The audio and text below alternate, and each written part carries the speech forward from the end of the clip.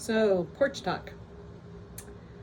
When I lived in Midland, Texas, it was kind of what I call my bucolic childhood.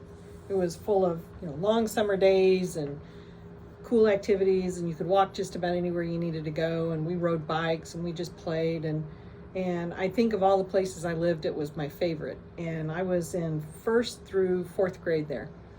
And one of the things that I had this, I think it was in second grade, I started this kind of side business, if you will, where I tended to sometimes eat outside of regular meal times.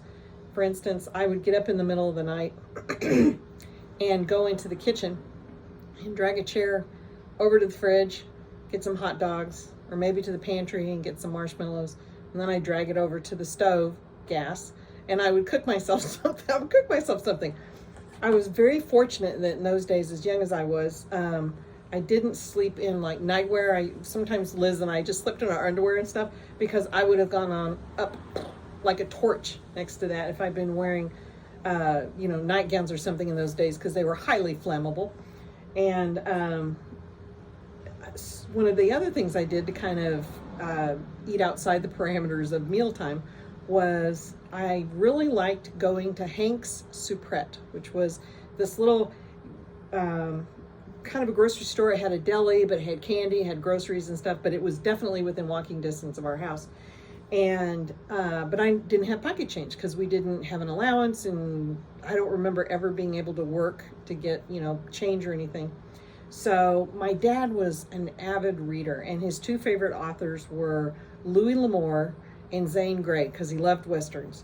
And in the living room where he would come home from work, and the whole living room was his domain, and he would sit in there and he would have a drink after work and he would read, or the newspaper, or one of his books.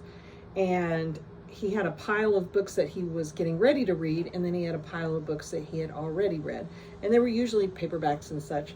And so I would pilfer from the pile of books that he had already read, and I would try not to pilfer so that he would notice so much, but I would take those and I would save up enough to make it worth my while, and then I would put them in the red wagon that we had as kids, and I would go sell them door to door and get myself some pocket change.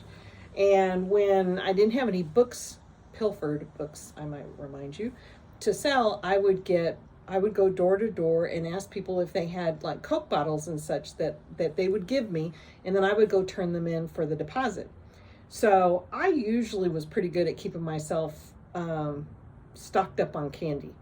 And every 6 months or whatever it was, my mom would troop us all in, and we'd all go to the dentist, and every year I would have a cavity. Every 6 months I would have a cavity, not every year. And my mom was like, "This is so weird. Karen Sue is the only one that ever has cavities. I don't understand this. She must just have really bad teeth." My mom was absolutely clueless that I was selling shit door to door in order to get candy money. And